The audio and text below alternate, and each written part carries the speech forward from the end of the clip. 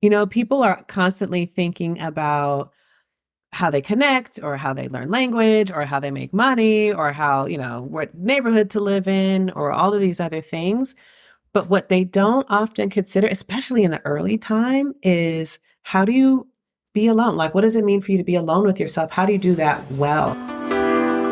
Welcome to Flourish in the Foreign, the award-winning podcast that celebrates, elevates, and affirms the voices and stories of Black women living and thriving abroad while exploring living abroad as a pathway to wellness.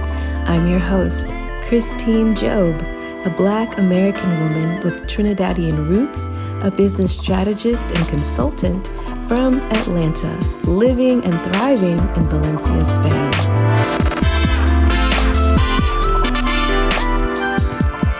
Hey everyone, welcome to Flourish in the Foreign. It's me, Christine. How have y'all been? Welcome to season 5 of Flourish in the Foreign.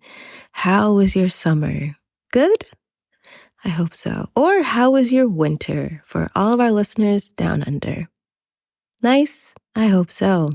I've been well, focusing on all aspects of my wellness this summer. So important. As we go into autumn and winter here in the Northern Hemisphere, it's definitely been a priority for me. Having a lot of fun with friends and just living life and just, getting up to no good. Just kidding. It's all good. It's all lovely. I hope everyone is taking good care of yourselves. Past skincare and Pilates, though, your girl loves both of those things very much. But I hope you're taking care of the person that you are now as you are striving to become. Okay? Let's make sure that you're doing that. If you're not signed up for the newsletter, you're going to want to be. But also, I have some things I want to ask all of y'all. So whenever you listen to this episode, get in touch. I'm thinking about doing some Flourish in the Foreign merch. What do we think about that? And for those of you who have been asking me about a Flourish in the Foreign meetup, I'm still thinking about that. I have not forgotten. I'm still thinking about that.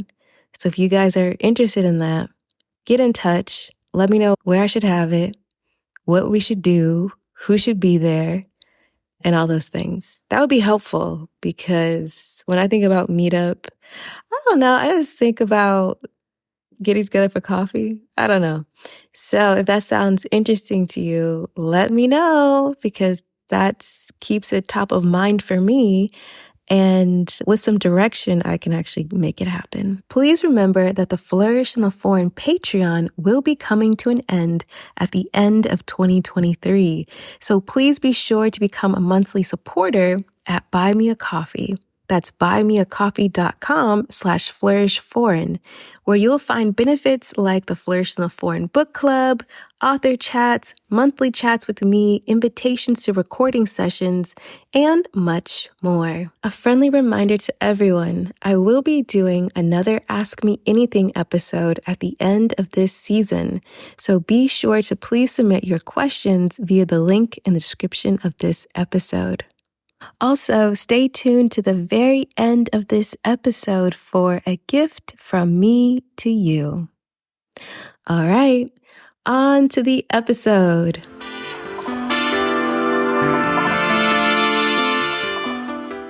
Season 5, Episode 1. Today's episode is so near and dear to my heart. It features the Dr. Erin Connor. Erin and I met each other at a brunch that we both attended in Madrid when we had both first moved to Spain in 2017. We kept in touch over the years, and when I decided to make the leap from Barcelona to Valencia, Erin was there to greet me with open arms. Erin is the type of person that truly makes you want to be a better person. Like, seriously. You want to be like a better person after you hang out with her. Every time I'm in her presence, it's an absolute delight. And she knows how to host like a brunch, lunch, dinner party. She's a hostess with the mostest. But let's get into her, official bio. Dr. Erin Connor enjoys a professional background that includes consulting, business development, and social activism. Her educational background includes the completion of undergraduate and graduate work in both the biological and social sciences, culminating in a PhD and postdoctoral fellowship from the University of California, Berkeley. Her career ultimately led her to work in both the education and technology sectors. She developed programs and served as an instructor in higher education at the University of California, Berkeley, and San Francisco State University. She also has several years of experience working in business, co-founding a tech startup, and providing consulting support to both local and national organizations with communications infrastructure, research and evaluation, fundraising, and youth engagement strategies. She is currently Vice President and co-founder of Inclusion Design Group, a global business consultancy that specializes in DEI education and training. She is, to put it succinctly, she is that girl. She is that girl. She is. And I know you all will enjoy this episode, particularly if you ever silently made a promise to yourself that you were going to accomplish something. You are going to enjoy Erin's story of keeping a long-held promise to herself, but I'll let her tell you all about it. My name is Erin Connor. I'm located in Valencia, Spain. I am 44 years old and I have lived here in Valencia for 5 years. I was raised in Riverside, California, and I went on a couple family vacations. Like we did a Mexican carnival cruise something once. And then my family took a trip to Jamaica, which was the biggest kind of family overseas trip that we did when I was maybe 12 years old. But really the formative trip for me in my youth was coming to Valencia, honestly. Technically Valencia community, but the province of Valencia. I spent a month in Sagunto, which is a small town about 30 minutes from here. And my parents found this program for students through the high school where I was attending. And I went with two other young women from our school who I didn't know at the time and found myself in Sagunto, which is just this little small town and this little school up on a hill. And that experience was a formative experience for me. That is literally the reason why I'm here today. It was 1994. I was 16 and I had the opportunity to just spend the morning on the beach. It was a Sunday and none of my friends were really into it. So I just grabbed my towel, took the bus, laid out on the beach.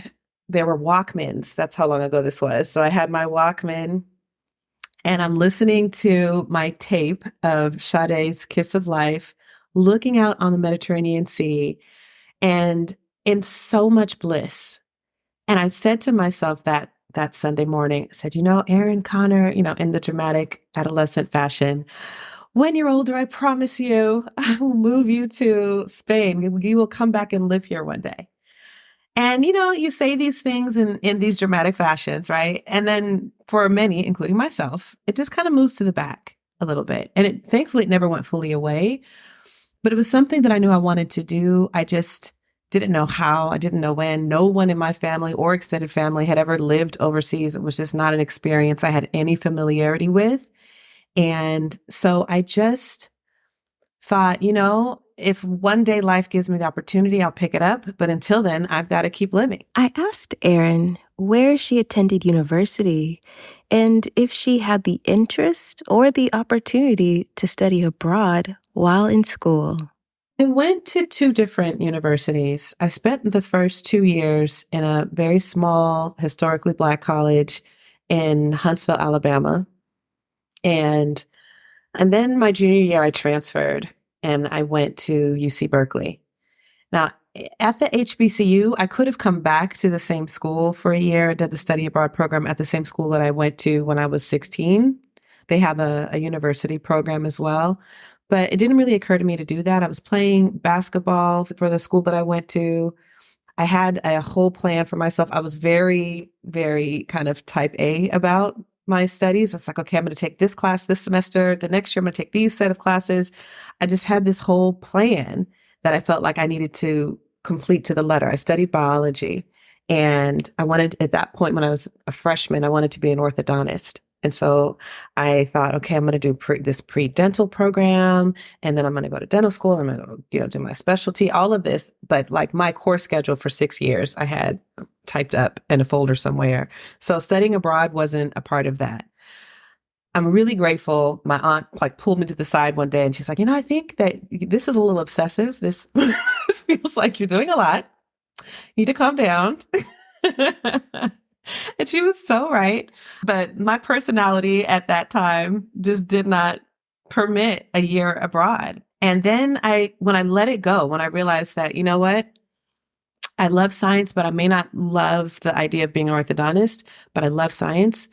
That kind of opened things up for me, made me a more flexible person when I thought about what my future might be. And there are a lot of things that went into that. I had what I guess some people would call the quarter life crisis, when you have this moment in your early 20s and you say, okay, I've got to make all these major life decisions. I have to decide what I'm going to be for the rest of my life. I have to decide, what my family structure is going to be. I have to make all these big decisions right now. Where am I going to live for the next 50 years? And the realization I came to, which a lot of people come to, I think more and more these days, is that I don't have to decide what I'm going to do forever. I just have to decide what I'm going to do first. And then I have to decide what I'm going to do next, and that really freed me up. Both of my parents were in their industries for 40 years. My mother was a teacher all her life and retired from the school district. And that's what she did. And so initially I was thinking, well, I got to think about, what do I want to do for the rest of my life? And I just didn't know what that thing was. And so for me, the university process was about exploring my love for the sciences and seeing, what that felt like, and learning so much wonderful, like mind-blowing information about the human body and nature and all of that. But then also realizing that how I wanted to pursue that in my life and what that meant for me at different points in my life could shift and change, and that would be okay. So initially, I decided to work in the lab, and I was working with an amazing scientist. His name is Dr. Tyrone Hayes. Incredible, incredible man. And he was one of the only, if not the only, when I was there at least, Black professors in the biology department at Cal. And so many of us kind of migrated to his lab, which is often the case. I mean, diversity attracts diversity. And I loved the work that he was doing. He was looking at the impact of pesticides on amphibians. And so I spent a lot of time in the lab and in the field catching frogs and doing what I felt was really important and meaningful work. And so then I was in my senior year of college, and I took this class on educational inequity and began to realize, like on a macro level, what inequity meant in the world and how it impacted outcomes, not just economic outcomes, but health outcomes, all kinds of different outcomes for people from my community. And I really wanted to do something about it. And I felt like, again, in this very black and white world, where there's no gray, where there's no flexibility, you think I have to do this thing or I have to do this other thing. And so I thought, all right, well, I love science, but I have to make sure that, this inequity stops happening. And so I need to, go to law school and sue everyone that's responsible for this. And so, I'm going to drop science for now and do education, and like all of this movement, which also contributed to this quarter life crisis thing I was telling you about earlier, right? Where you think you have to make these really definite choices about things. And ultimately, because I still love science, I was pursuing this career in the biological sciences on one hand, and like taking grad level courses. And then at the same time, kind of tiptoeing over to the education department, where I had enrolled in the master's program and eventually in the PhD program, and thinking I had to make this choice. And what ended up happening is I got my PhD in education in social and cultural studies. But then I came back to the biology department and did a postdoc in diversifying the STEM fields, because there's a beautiful harmony between wanting to find equity for people from marginalized communities and also looking at how that inequity plays out specifically in the fields of science, technology, engineering, and mathematics, and how that the limitation of opportunity for marginalized communities limits us in so many other ways, right? So I think, long story short, I say all of that to say there was this period in my life where I had a very inflexible way of thinking about what my career would be, where I would live, what my family structure needed to look like. In this very traditional sense, I was raised in a very, very traditional family. And I began to break out of that. And this, from the moment that I began to see that things didn't necessarily have to go the way that they had gone in my parents' lives or in other people who were excellent role models for me, but who had different passions than I did, that didn't have to fit this same model, then it freed up the reality that I could do a lot of other things that were outside of the mold, that I could live in a way that was very specifically for me, that really met the needs that I had. And what I realized then was that it wasn't going to be about me pursuing one career forever. It was going to be about me pursuing a lifestyle in which I felt like I was making meaningful contributions and also able to have some independence with my time and with my location and space. And so in pursuing that lifestyle, it's led me to a lot of different career choices. And in each one of those different places, I felt like there was meaning, like I was contributing something, that I was making a positive impact in the world, and that I had a level of independence over time and space, location, that made me feel like this was something that was going to fit with the way I wanted to live and what it meant for me to personally thrive. So I think that university experience, even though I didn't end up studying abroad, really in a kind of indirect way, led me back to this idea of doing what I'm doing right now. So, Erin came to Valencia when she was quite young. She made the promise to herself. And like so many of us, experienced life. Life was lifing and perhaps seemingly carrying her away from this long held promise. So I asked her, how did she manage to make it back to Valencia? What was her journey to moving abroad? So in my 20s, I met the man who would become my husband, and we got married and bought a house, and we were living in Oakland. And I was working as an independent contractor, doing business consulting mostly and some educational consulting. And because I was working as an independent contractor, I began to feel like, okay, I have perhaps a level of freedom now. I can maybe maintain some of my clients if I'm living abroad. I'm at this point in my mid 30s, right? And my husband at the time, he felt like, I want to be supportive. He wanted to definitely not squash my dreams. He was open to the idea of it, but then also he was a very driven person and an entrepreneur himself. And he felt like, he was nervous to be away for so long. And as he thought about what that might do for his business opportunities, he thought maybe this is something that we could do, but maybe in a short-term way. Right. And so because I was, kind of continually coming back to this conversation every now and then, hey, well, what would you think about us maybe moving next year for a little while? He would say, okay, well, maybe we could do a year abroad. Or maybe 9 months we can do in Spain and see.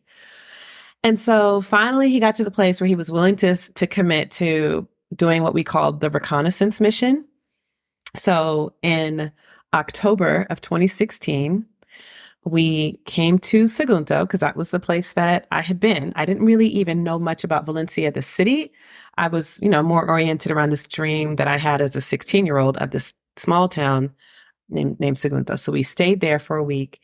And while we were there, we came to Valencia and we thought, oh, the city's pretty cool. We looked at cost of living. We looked at, what we might do while we were here.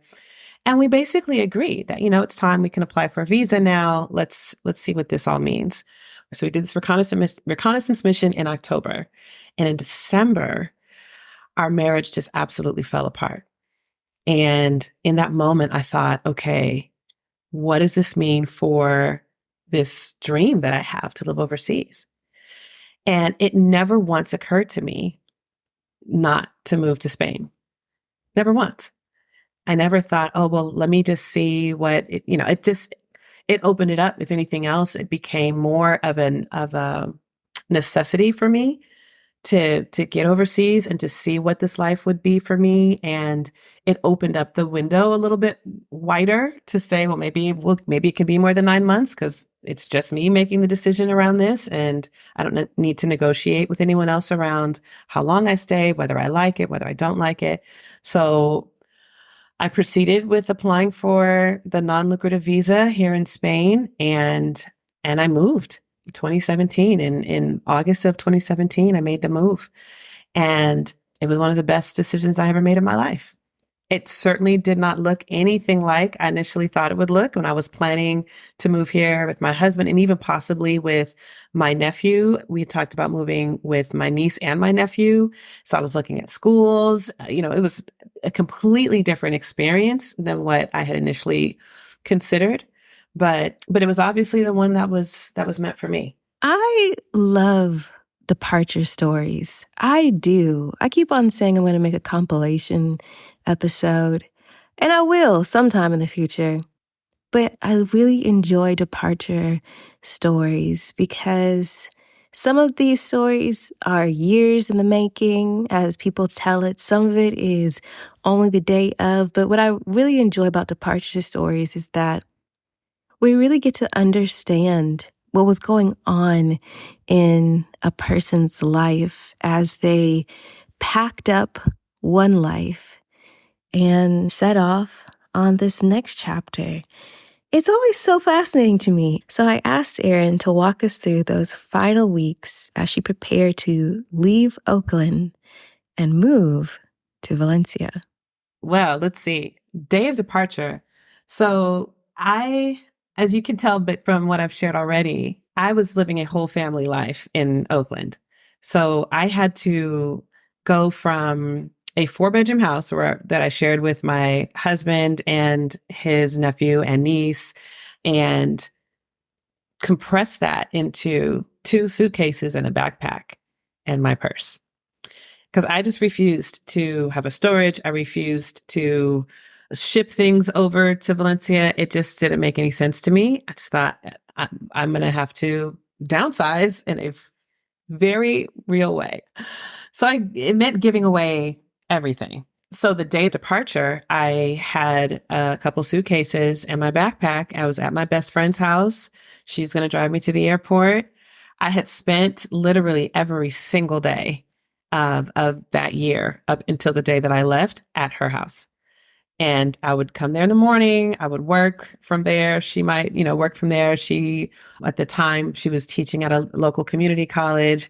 And I'd take my dog with me to her house and we would just stay there. We'd cook dinner and then I'd go home and then I'd come back the next day. It was every single day that year. And I know that part of that was how I managed the breakup and kind of how I was processing this move and this shift and change. But we had really become very close that year. And so leaving her, I think, was the most significant part of this move abroad on that day. That day, it was, just bawling tears in the driveway. Like it was just, man, the color purple scene, me and you will never part. It was just all of that. And in fact, the plan at the time was for her to move, for her to get her visa and for her to join me there the following summer, which didn't end up happening, which is a whole nother probably how to get your visa and move to Spain episode and how not to. But it was, it was for the best. And so that day of departure was very emotional for that reason, leaving her, but then also so exciting. I just was overwhelmed with excitement to finally make this move to Spain. And so I had all my things and I flew into Valencia, stopped in Morocco, sat in that airport for many, many, many hours, and then got to Spain. And honestly, there wasn't a lot of drama around the arrival. I got a cab, went to an Airbnb. I rented an Airbnb for a month so that I would have time to find the apartment that I wanted to live in and made my way. I remember in that first week, just walking through the neighborhood and tearing up, being just so happy to have done this thing specifically for myself that I always wanted to do, and being so proud of myself in that moment. I moved, I didn't have a job. I didn't know how this was going to work. I had a contract that was on its way out that was kind of winding up, maybe 2 or 3 more months of that. And I had a year to figure out if this was going to work, and if so, how it was going to work. And I didn't really speak much Spanish. I spoke enough to get by, but getting by is a very relative thing. And yet again, I was happier than I think I've ever been in my life. I asked Erin what her first year here in Valencia was like.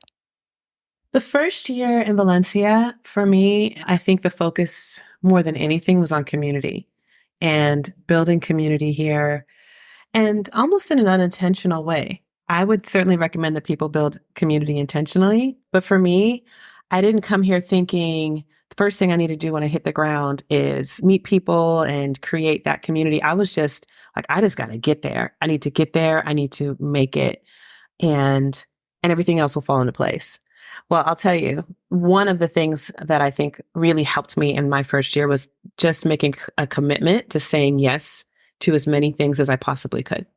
So when I was invited for coffee, when someone said, "Do you want to go to the beach?" When someone said, "Hey, there's a class that's happening on Thursday," I just said yes to absolutely everything that I could. And so that really was the impetus for me being able to create community. And one of the things I said yes to, which was one of the best things I did, was to attend this theater class. And, I never have had any interest in being an actress. Theater was never my thing. But someone invited me to go to this theater class in the back of a restaurant every Thursday night. And I said yes. And when I got there, what I discovered was a group of people who, like me, weren't necessarily thinking they're going to be professional actors one day, but they come together to just do these skits and play these roles and to laugh and to have fun and, and build this community. And these are people who weren't English speaking, so it was great for my language learning. I mean, imagine if you go to a cafe enough times or get into a cab enough times, you'll figure out how to order your basic meal or how to get from X to Y.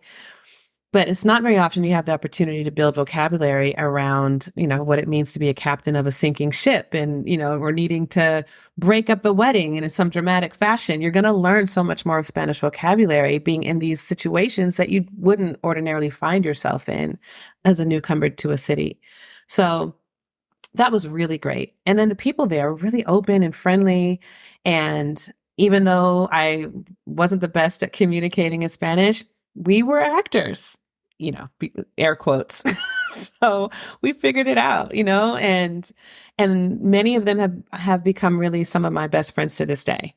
So it just was a really great opportunity for me to build community organically, and good people know good people. So their friends were also good people. So meeting the friends of my new friends expanded my community quite a bit.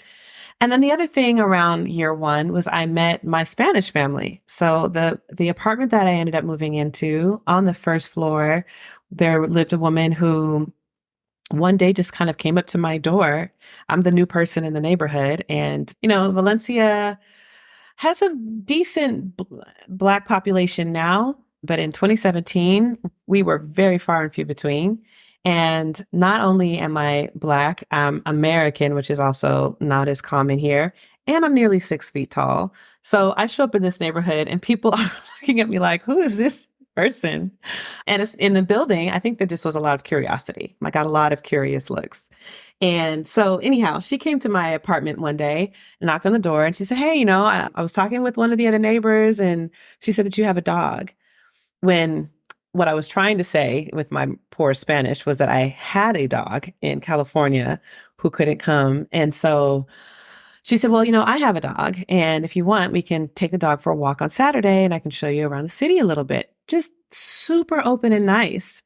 And of course, I'm saying yes to everything. The year one is the year to say yes to everything. And it really allowed me to just spend time talking, learning Spanish, learning the city, and creating a new bond with someone who honestly didn't have anything in it to gain, was just being open and kind. And after, going on walks with her a couple times a week for a couple of months, she turns to me and she says, "You know what? I'm going to adopt you as my American daughter. Or at least that's what I think she said, because it goes with her early days of Spanish. And I was like, yeah, sure, that works. But sometimes people say things that are really nice, and you're just like, oh, that's a really sweet thing to say. But you don't expect them to really come through in the way that they've just described. But when you say, I'm going to adopt you as my American daughter, I'm just thinking she's committing to being nice to me forever. But she really meant that. And it has made all the difference in my experience here in Spain to have a family here. It's wonderful to have friends, but anyone can tell you having family is something different. You always have somewhere to be on the holidays. You always have someone who's going to look out for you, who's going to make sure you're okay if you get sick, who's going to check on you. And, just the way that she's extended not just herself, but her whole family. Right. So she has another daughter who's now like my Spanish sister, and she's got brothers who are my uncles, and her great aunt is my great aunt. And just having this family open up to me has been such a beautiful part of my experience here, and was such a beautiful foundational thing for me in my first year. And I'm just really grateful for that emphasis on community, family, friends, building those connections. And ultimately, that's how the language came around, because otherwise, it would have been really difficult. I didn't take classes, and especially after year one, I was traveling a lot for work, and didn't want to have a class that I needed to be physically present for, because it would be difficult to be consistent there. And I just figured, you know what, if I don't meet people, if I'm intentional about not creating friendships with people who speak English, or at least with people who won't speak to me in Spanish, then I have a greater chance at learning this. And that's how it happened. Just really kind of having conversations with the community that I built in year one, and not being so nervous about the language acquisition, letting it come organically because of the people who made up my community.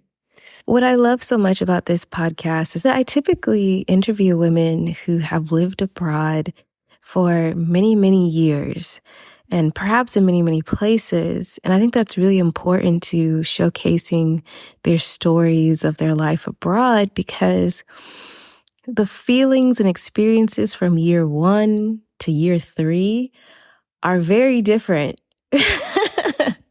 They're very different from years 4, 5, 6, 7, 8, which are very different from years 9, 10, 11, 12. And I've had the pleasure of interviewing women who have been abroad for a lot of time, and who have sustained themselves and have really found their magic ingredients to longevity abroad, living a life well lived abroad. And so I asked Erin, what were some of the difference between year one and now? I think I'm definitely different than I was when I first came here. And in in some ways that I know I can connect back to this move. But then in other ways, I think it's just about getting older, and hopefully a touch wiser as time goes forward. But I think making this move proved something to me, and that changed me in a pretty foundational way. I've always been on the optimistic side of realist about things, but doing this and landing on my feet, it really underscored a few things for me. And one is that having a strong family, or people who love you unconditionally, having my parents, as an example, who, while they didn't fully understand what I was doing, I knew that, that there wasn't a way for me to disappoint them because I've made this move. Like that didn't exist in my reality. In my reality, I was going to make this effort. And if I loved it, I was going to stay. And if I didn't, I was going to come back. And I didn't have to have the added weight of considering what other people thought about things. And at this point in my life, I can say that regardless of what people think. And I think at that point, because it was so new to me, it mattered that I had people who were supportive, that there were people who I knew were going to have my back regardless. But now what I realize is that even if they didn't, this was still the thing to do. And that when you are going to make decisions for yourself and for your life, it's not as important to say, well, I'm going to do this in spite of, or I'm going to do this because of, or I'm going to, like all of this this maneuvering that we do to say, how is this decision, how does this land relative to other people? Just taking that away for a minute, not to say it doesn't matter at all, because what you do may have consequences in someone else's life that you need to consider, but really being able to separate who you are, what you choose to do, what your identity is grounded in, from how people might react to it, what fears they may have about it, what concerns they may have for your life, even what kinds of things you think motivate them to feel really like excited or to admire you in certain ways. Even that's like sometimes we get caught up in that thing. I just want them to be proud of me. Getting away even from that and just really focusing in on what do I need to do for myself and for my growth, and then thinking about, well, how does this fit into this constellation of the world that I live in? But having that cushion to start was great, but I recognize not everybody has that. And now I know 5 years in that even if I didn't have that, it wouldn't have made it any less the thing to do. It's absolutely the thing to do if it's right for you. And then you figure out how to do the things that you need to do without creating harm. But ultimately, it's about finding your identity for yourself. And I think that's something else that Spain has really offered me is the ability to be fully myself outside of the context of anyone that I've ever known. When I moved to Spain, I did not know a single human in the entire country, not one. And I grew up in a community that was very strong and insular, super supportive, very, very loving, but also very insular. And so you were always somebody's grandchild, somebody's daughter, somebody's cousin, such and such's niece. And you're always kind of seen in the context of your family and of the community. And if not that, then you're always seen as, oh, well, she's the one who went to school here. She's the one who did this. Like, all of these things that are being attached to your identity, not even that you're personally attaching, but that are being fixed to your identity. And sometimes that's great for you, and sometimes it's not. And so being in a country where none of that exists means you have to identify for yourself the things that you want to attach to who you are, how you want people to see you, how you want to represent yourself, what things you're going to tell people about your background and what things you're not going to tell people about your background, what's important for you to share with people who are becoming part of your community, and what actually doesn't even matter to you anymore, what no longer is something that you connect to who you are. And so being here in Spain for this time period has really given me that opportunity to see who I am for me and to not be defined by anyone else or any other relationship with anyone else or any other context, any other schooling, any other career choices, just me, Black girl on the street, walking down, going to the Mercadona, like going to the market, sitting on the beach, and being totally out of my context and totally empowered to choose who I'm going to be now.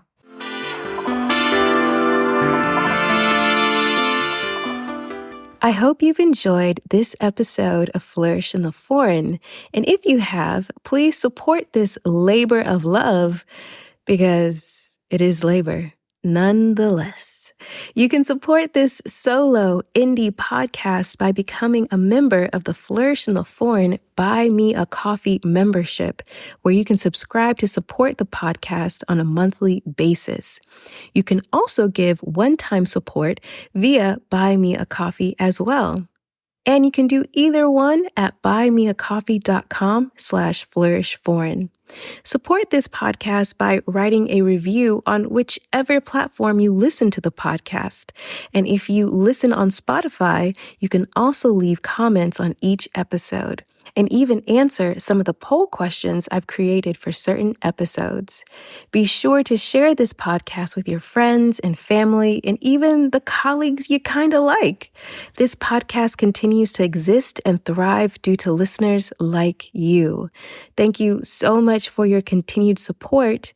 Now, back to the episode.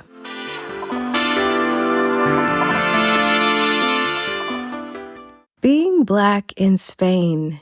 It's always an interesting topic. There's always some sort of article going around the internet about being Black in Spain, usually from tourist points of views. And I know that everyone who listens to this podcast understands that Blackness is not monolithic, nor is a Black experience monolithic, let alone in Spain. And so I asked Erin about being Black in Spain, and in particular, if she has found and cultivated a Black community while living in Spain. So one of the resources that I discovered prior to moving to Spain was a group online called Las Morenas de España, and really beautiful group of women of color that lived abroad or that had the aspiration to live abroad in Spain. So finding this group online gave me so much hope that I'd be able to come to this country and maybe also have the experience of connecting with other people of African descent in this area. And so it was one of the first things that I did when I arrived here. There was a brunch in Madrid in October, and then they had a Thanksgiving, like a Friendsgiving event in November that year. And then they did a big retreat in December, and we spent 5 days in Javier. There were maybe 15 of us or so. And it was just beautiful to be able to connect with so many wonderfully talented, brilliant women from all over the world. It wasn't just Americans that were there. And it really was an experience that I think helped ground me in this newness. You know, there's so many things that are new when you move to a new country, especially when you don't speak the language. It's the culture. It's what are people wearing? It's the climate. Oh my goodness, it's so humid here. And I'm from California. And it's just a totally different heat experience. And so just all of these different changes, and to be able to look into the face of someone who looks like me really created a very grounding moment for me in that first year, which I deeply appreciate. So shout out to Las Morenas de España. And I just appreciated that I was able to create friendships just in that first few months that I have to this day. And it's been a really beautiful experience to be able to connect with them. What it's like being Black in Valencia, as I mentioned before, I think, you know, in those initial years, there were so few Black people. I could go for a day and maybe see 2 or 3 on the sidewalk if I'm walking around all day long. And today in 2023, I think that number has grown. I probably pass 20 Black people on the street every day. And that's a great thing. But, you know, when I came here, I wasn't as concerned with, you know, how am I going to find a Black community initially? My thought was, how am I going to find myself? You know, I was coming from such a transitional, pivotal time in my life that I knew that I wanted to have the possibility to connect with Black people. Black people are hugely important. The Black culture is hugely important to me. But I really was invested in that first year and thinking about, where am I? Who am I? What is this world going to look like for me? And how do I, you know, kind of come back to that grounding? But I wasn't as worried about the day to day. What I found in my day to day was a lot of curiosity.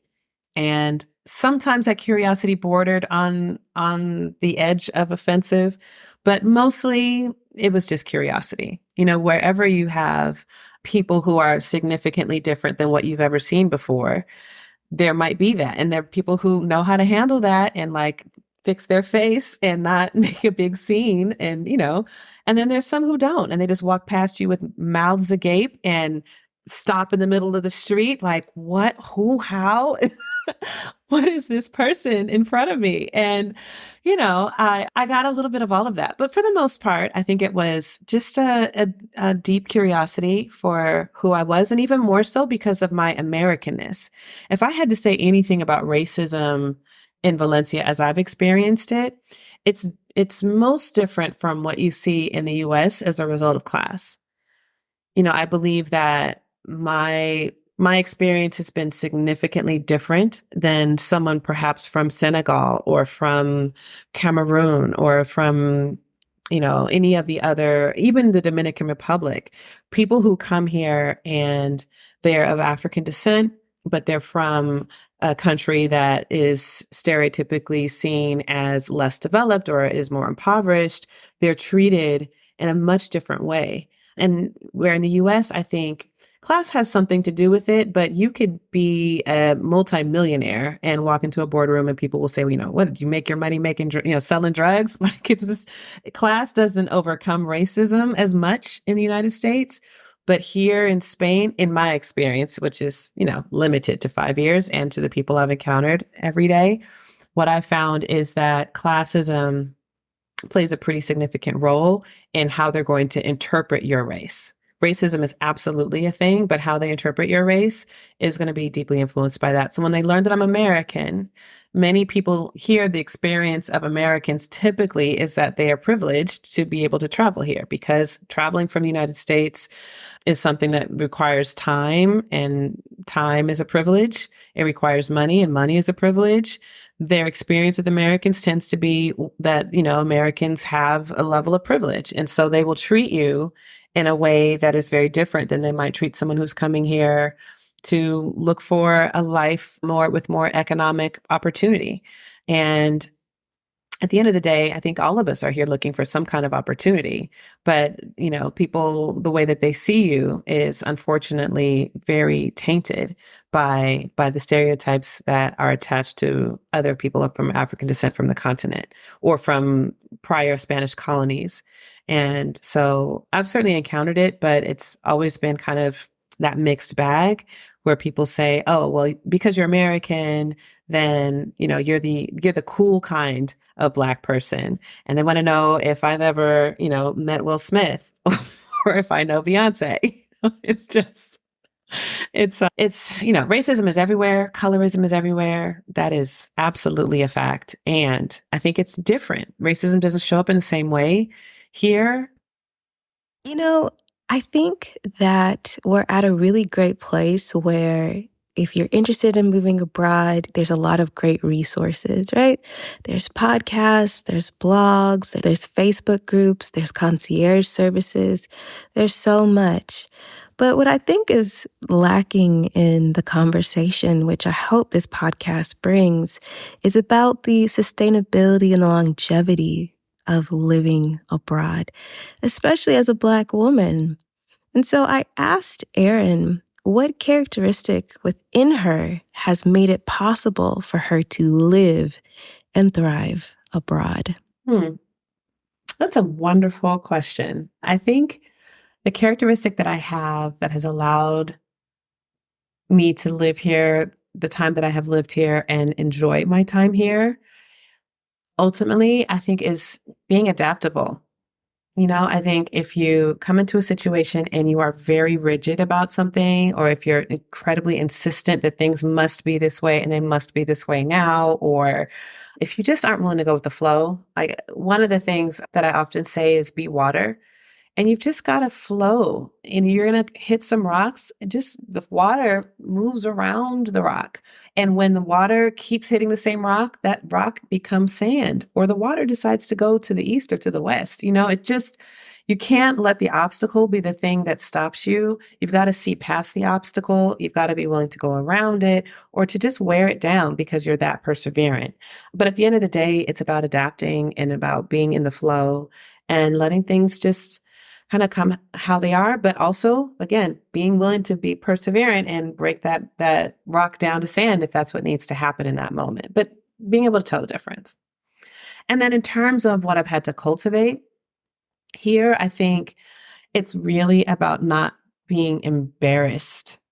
So the word in Spanish is vergüenza, and vergüenza is the enemy of a lot of things: learning, progress, happiness.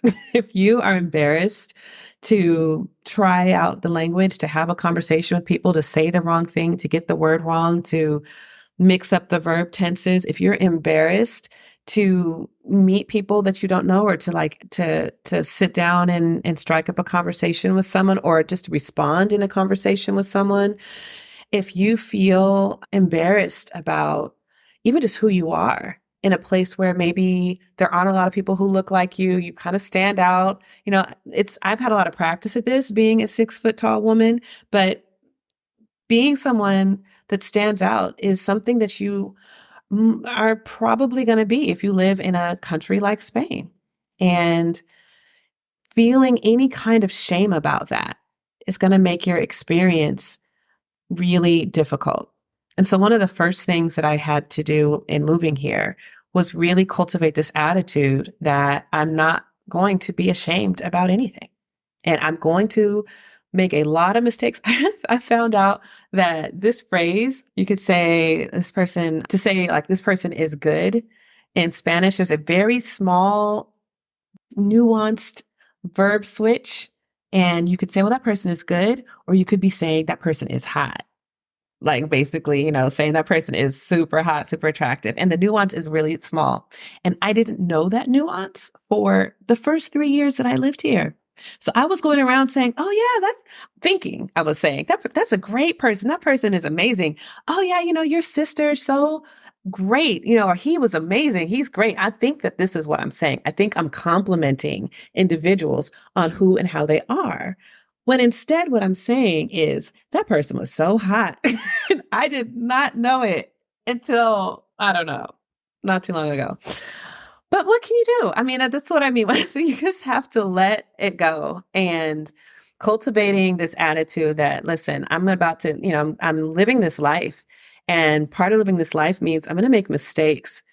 And just getting over that before I even make them has made all the difference because I know they're coming. So when they get here, it's like, oh yeah, there it is. I was waiting for you. Haha. Just laughing it off and moving on. Soft life, the best life. Y'all know it. So I asked Erin about this concept of Black girl soft life, if she's familiar with it, does she subscribe to it, and just generally if she feels as if she lives a soft life here in Spain. So I am in this group chat with my cousins, and my sister put this Instagram post in our group chat just 2 weeks ago with this man who's drinking this beautiful frozen cocktail. And he's like, yo, I believe in a soft life. And that was the first time I'd heard the phrase. I was like, wow, that's what it's about. We need a soft life. And was very attracted to the phrase and like reposted it in other group chats. So I'm very new to the concept, but it resonates. It really resonates. So yes, I'm living a soft life. And I think moving here was part of that commitment. And I think that one of the first things that signified that I was over the hard life concept in my move here was Trump's election and all of the politics leading up to it and after it in 2017, right? So in 2016, was watching all of this taking place in the United States of America and saying, not even just so much that Trump is the worst. Like, that's not my take home message. My take home message is the country that I'm living in is stressing me out. Like the rhetoric, the ways that people are talking about things, what people are willing to do and say to maintain their own, what they think is their own power and self-interest. It was very disheartening, and having to see it constantly on the news every day, having to be in conversations constantly about it without really being able to choose as easily what I'm entering into and not entering into felt hard. It was a lot. And so one aspect of the soft life, this is not even half of it. So don't let me overrepresent this political piece because there's so much more to a soft life, in my opinion, which I'll get into in a moment.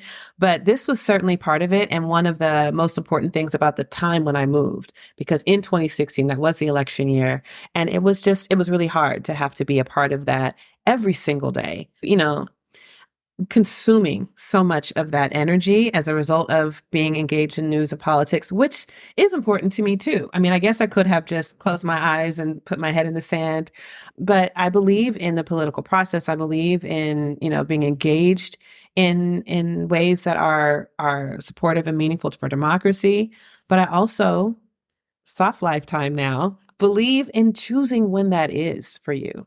I believe in opting in instead of being thrust in, instead of being like born into, instead of opening your eyes and like, there it is on top of you, being able to opt in to those conversations and opting into the rhetoric and opting into what it means to have to feel that every day as a part of the political atmosphere. So that was part of it. Soft life means I turn on CNN or whatever, the international news channels that they have over here when I feel like it, and turn it off when I don't. And I keep myself informed, but I don't feel as subjected to the day to day as I did. I'm able to vote from here. The way that I consume the news is totally different because I have to read about it. I'm not watching the different political news commentaries as much. I'm not just in that same milieu. I'm choosing the sources that I'm reading from and when I'm going to make decisions about the vote, which means I'm just reading the actual bill. I didn't used to do that in the United States. It was more like this person saying now I'm here. I'm like, I gotta vote. I have my sample ballot. What is this about? Let me do some research and figure it out. And that just feels 1,000 times healthier to me and part of this soft life concept. The other piece of soft life for me is choosing a schedule that works for me. I start my day slowly. My company is based in the United States. Our clients are mostly based in the United States. Many of them have global offices. And so we do some work here in Europe and in Asia. But for the most part, when I have meetings with clients, et cetera, or when we're doing trainings and workshops, it's on West Coast or East Coast time, none of which begins before 3 p.m. While I'm here in Valencia, which means I wake up and begin my day slowly. Soft life for me is having a cup of coffee, sitting on my balcony. It means going to the gym, in the morning, but not at 6 a.m., but going to gym at 10. And then I come back and I take a shower and I get to do yoga in the middle of the afternoon. I get to have coffee with friends. I get to cook lunch in my house and sit down and eat it and not just, run and grab a sandwich somewhere and then run to the next thing. I get to start my day slowly. I ease into my life every single day. And then I begin to work typically between 3 and 5 in the afternoon, depending on whether I'm working East Coast or West. And I work into the night. And, I try to end my day by around 11:30, 12 o'clock at the latest, and then do it again. So soft life for me is having a schedule that lets me wake up slowly and get into life slowly and do my grocery shopping and go to the farmer's market and just not have to feel the pressure of the rat race that gets you up and out the door and fighting traffic on your way into the office to be there at 8 a.m. And, I don't have to do any of that. And that's soft life. Soft life is also living in a place where the cost of living is lower than where I used to live. I moved here from the San Francisco Bay Area, which is in crisis mode in terms of just the economic struggle and inequity and challenge that it is for people to live well there. It is so expensive that the things you need to do to financially support yourself it's a lot. It's just a lot. There's a lot of pressure. And living here, the cost of living is significantly different. I would say it's probably at about 25 to 30% of what it costs to live in the San Francisco Bay Area. And so it means that with lower overhead, I can make choices that make sense to me. I don't have to say yes to every work thing that comes around. I can make a decision about whether or not this is something that fits with my values. It fits with the way that I want to do work, with the way that, that I want to be and how I want to live and how I want to contribute. And that is also soft life, having the power to be able to say no to specific things because you aren't in it for the financial aspect of things, because you aren't under that same level of pressure. And that has been huge. And it also affords you the opportunity to travel more. So I live in Europe. I can fly to Greece or Italy or France for the weekend for $40. It's just a totally different way to be. And I absolutely love it. So soft life is about the power to make choices for your time, the power to make choices about your work. It's about the power to make choices about the kind of rhetoric and political atmosphere that you are engaging in, what kind of energy you want to have around yourself. It's the power to be able to just be yourself outside of the context of any and everything else. That's soft life for me. And I feel like I am absolutely living it. Wellness. I asked Erin what her personal definition of wellness is, and how has that definition, that concept, and that practice evolved as she has lived and thrived here in Valencia, Spain. Wellness for me is about creating an environment in which I can thrive. It's about the full environment in which I live and breathe, and not just in a high level, kind of 30,000-foot altitude version of environment. It's the micro environment that is taking place in every minute of every day. It's what is the environment that I'm in? Is this an environment in which I can thrive this hour? Now, what about this hour? What about this? Now, this whole day has taken place. Am I putting myself intentionally in an environment where I feel like I can thrive? And so wellness to me is the environment that I create for myself. And that's physical. That's what kind of a work schedule am I creating for myself? What kind of food am I eating? What kind of air am I breathing? Am I going to the mountains on occasion? What are the things what are the micro environments that I'm putting myself? What does my physical space feel like? Even just something like a candle on my desk shifts what my environment feels like because it shifts what it smells like and it shifts what I'm looking at. I'm reminded that I bought this candle because I like it and I can do that for myself. It's just these small things that collectively create that 30,000-foot view of what my environment ultimately looks and feels like. And that environment is what produces wellness. But I think that the kind of more specific level is the notion of thriving. So I can create an environment in which I can thrive, but I also have to think about what do I mean by thrive? What is thriving for me? And that's the thing that I think changes. And it's good that it changes. Like what thriving meant for me when I was 22 means something very different to me now. And what environment I need to create that, what wellness looks like is different now than it was when I was 20, in my 20s or in my 30s even. And so being able to constantly like evaluate with myself, what is thriving for me? What feels like an environment in which that can happen? And then being dedicated to create that. I think the most important thing my mom ever said to me when I was growing up is that happiness is a choice that you alone get to make. Your circumstances don't make that for you. They don't create that for you. People can't create that for you. You choose how you're going to respond to things and you choose whether or not you're going to be happy at any given moment and whether or not you can find contentment in that moment. And sometimes it's harder than others, but it's a choice. And that choice, I think, is about making wellness a reality. Am I going to choose an environment? Sometimes the only power you have is to create an environment like in your mind. You may not have control of your circumstances even at that level. Some people don't. But what does it mean for you to create an environment in which you can thrive just in your own mind in that moment? And what do you need to do for yourself to get to that space? It's not necessarily fully independent in the sense that you don't need anyone or nothing, you don't need anything.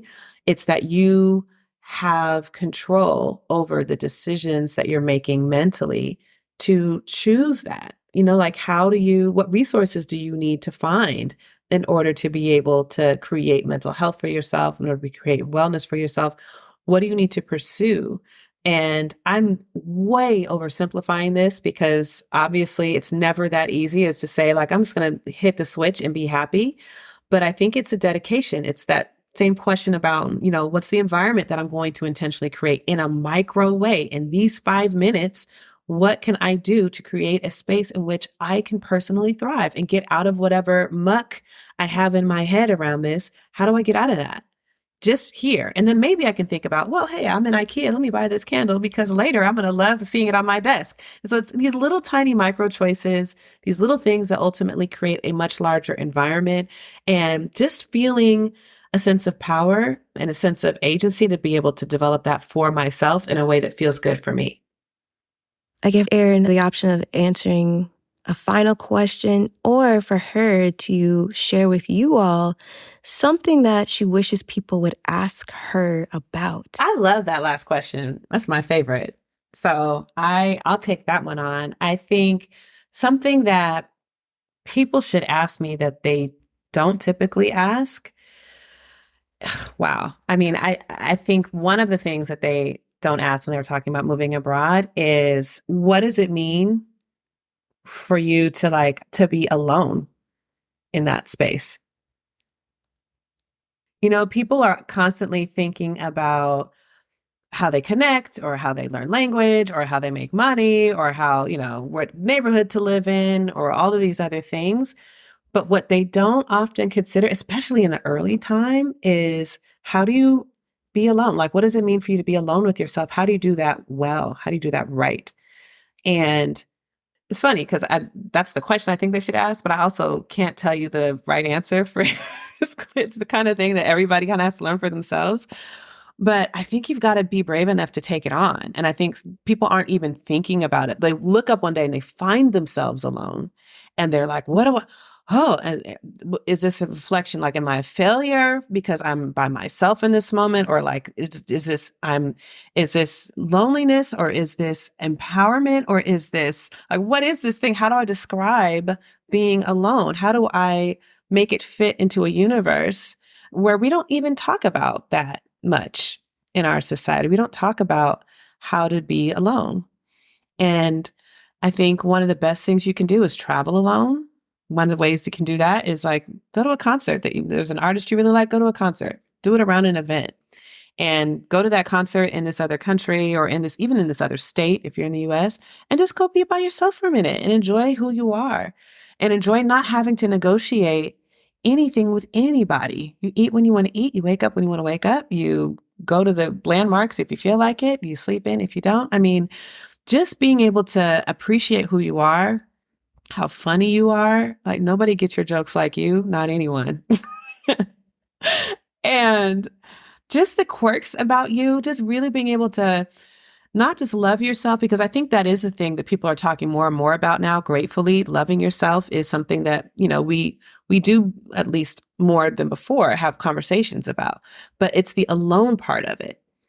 And, just being alone, intentionally alone sometimes, choosing like, I'm going to spend this afternoon by myself because I want to. Or maybe even having an intention with the time that you spend by yourself is another strategy. Like, I want to spend this afternoon, I'm going to go for a walk. And while I'm on my walk, I want to think about, what some of my interests are, like how I'm going to learn how I'm going to make an opportunity for me to snorkel more. Like I recently discovered that I love snorkeling and I didn't know that before. And so I want to spend some time thinking about, well, what is that going to mean for me in my life? Nobody else needs to care about that but me. That's something I can do by myself and how I can spend alone time, in a way that feels really healthy.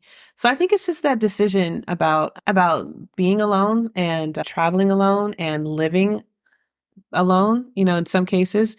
And, so I know that people move abroad with family and all of that, and that's wonderful. But even then, there's a sense of aloneness when you're in a country that's not yours or that you didn't grow up in. And getting comfortable with that and feeling good about that and feeling proud about your decision to invest in yourself at that level, I think is a great thing to consider that we just don't often talk about. Thank you so much, Erin, for being a wonderful friend, but also a lovely guest on Flourish in the Foreign. If all of you are interested in keeping up with Erin, you can via social media. So I'm not on a lot of social media networks. I would say on Instagram, I'm at Soyarinda. That's my Instagram handle, although I use it very infrequently. So I don't know that that's really a place you want to go to. It's much more exciting on LinkedIn. If you go on LinkedIn, you can follow my company, Inclusion Design Group. We have an account there where we post different things about diversity and inclusion mostly. My account is there. You're welcome to follow me, Erin Connor, on LinkedIn. My business partner is Derica Blackman. We also have a number of courses on LinkedIn Learning. So there are ways to connect with us mostly on that platform. Thank you so much for listening to this episode of Flourish in the Foreign. If you'd like to learn more about this guest, please check out their show notes page at flourishintheforeign.com. flourishintheforeign.com/episodes. If you would like to be a guest or know of someone who would be an interesting guest on the podcast, please fill out the guest inquiry form located on the website under the Contact tab. That's flourishintheforeign.com/contact. I will be doing another Ask Me Anything episode at the end of the season, so be sure to please submit your questions via the link in the description of this episode. Stay up to date with everything that is happening with me and the podcast by subscribing to the Flourish in the Foreign newsletter. You can subscribe to the newsletter via the link in the description of this episode or by going to the website flourishintheforeign.com. Be sure to check out the Flourish in the Foreign blog and the Flourish in the Foreign bookshop powered by bookshop.org, where you can support local bookstores and Flourish in the Foreign at the same time. Check out my list of books to help you move, live, and thrive abroad. Make sure that you are subscribed to the Flourish in the Foreign YouTube channel for when I drop new videos, and follow the podcast on Instagram and TikTok at Flourish Foreign. You can also follow the podcast on LinkedIn at Flourish in the Foreign. And of course, subscribe to the podcast via whichever platform you listen on and leave a review. As always, big thanks to Zachary Higgs for producing the music of this here podcast.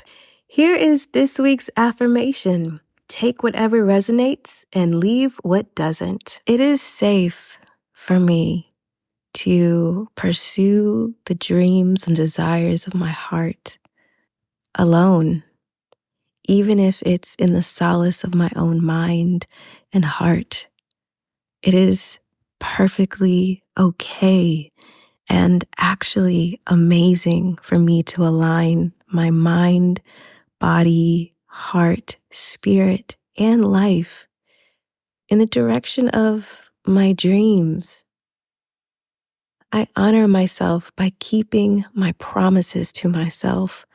I honor myself, I care for myself, and I show myself that I am a priority. And I am worthy of keeping promises to myself. I am worthy of all of the visions and longings and yearnings of my spirit. I am worthy of bringing them to fruition and bringing them into my lived experience.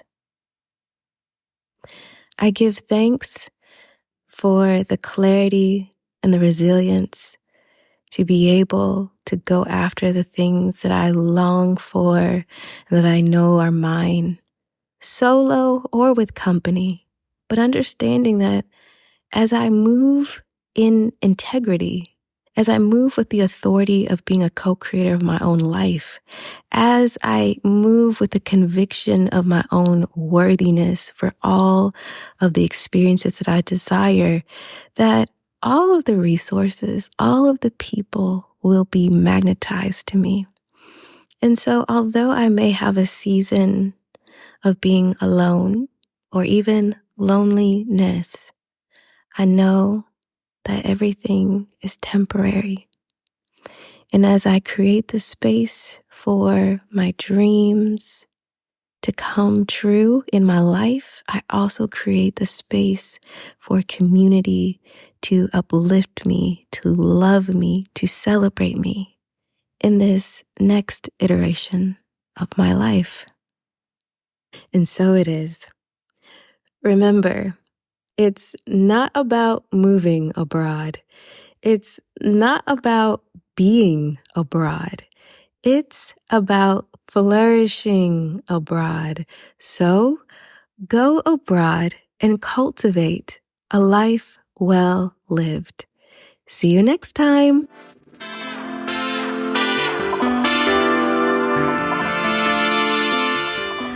On the next episode of Flourish in the Foreign. If there's another way to live, I probably owe it to myself to find out what that is. Whether it's right for me or not right for me, I have no idea. But just knowing that it's out there, being someone who's curious, I felt like I need need to know. If there's another way to live, I need to know what that is and make a decision, an informed decision about whether or not that is right for me. So that's what I started doing.